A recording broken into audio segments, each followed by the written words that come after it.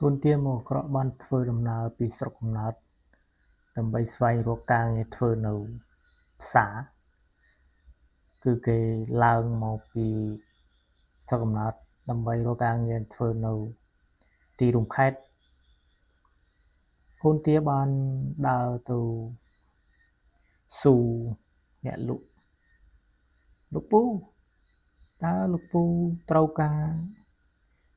កូនឈ្នួលទេព្រោះខ្ញុំកំពុងតែរកការងារធ្វើអ្នកលក់ឆ្លើយទេយើងលក់មិនដាច់ទេយើងមិនទទួលកូនឈ្នួលទេតបមកកូនទាក៏ដើរទាំងហេវផងហត់ផង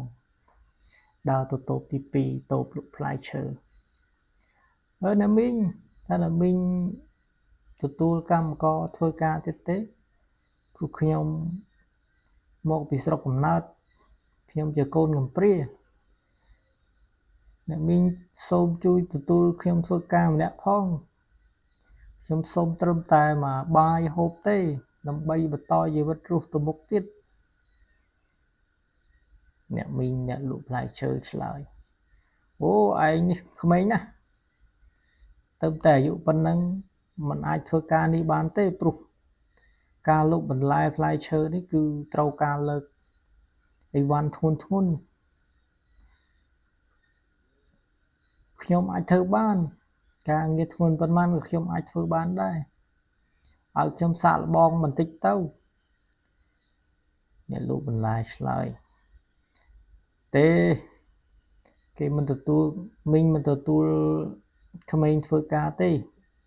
សូមឯងទៅរកការងារថ្មីទៅហើយយកផ្លែក្រូចមួយយកទៅហូបទៅណាអ្នកលក់ឆ្លើយកូនទាមកក្រក់បាទអរគុណណាមីងខ្ញុំនឹងស្វែងរកការងារណាដែលខ្ញុំអាចធ្វើកើត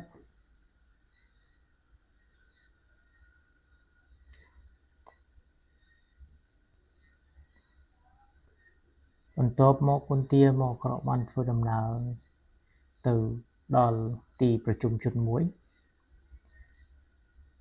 គេក៏បានស៊ូម្នាក់ស្រីដែលកំពុងទូលក្អមលក់បងស្រីតើបងមានការងារធ្វើទេសូមឲ្យខ្ញុំមានការងារធ្វើដែរមក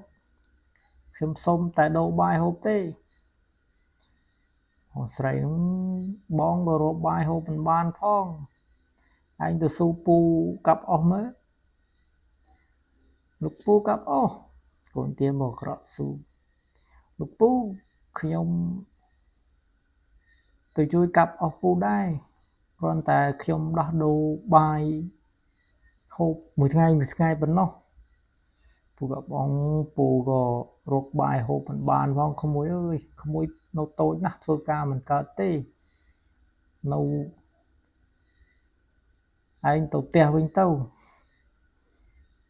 កូនទាមកក្រក់មិនអស់ចិត្តក៏ដើរទៅស៊ូទៅពូលក់ផ្លែឈើលក់បន្លែលោកពូលក់បន្លែតើពូឲ្យខ្ញុំជួយធ្វើការងារពូបានទេខ្ញុំសុំតែបាយហូបទេពូលក់បន្លែពូក៏លក់មិនដាច់ដែរក្មួយទៅស៊ូអ្នកផ្សេងទៅក្រែងលោគេចិត្តល្អគេយកក្មួយទៅធ្វើការបន្ទាប់មកកូនទាក៏ទៅស៊ូអ្នកលក់គ្រប់តូបតែគេមិនទទួលក្មេងធ្វើការទេកូនទាមកក្រក់ក៏ត្រឡប់ដើរទាំងទឹកភ្នែកអួលដើមកហេតុអ្វីគេមិនទទួលខ្ញុំធ្វើការមកពីខ្ញុំនៅតូចពេកមែនទេឬក៏ខ្ញុំមុខអាក្រក់ដូចឈ្មោះរបស់ខ្ញុំសូមរងចាំទស្សនាភាគ3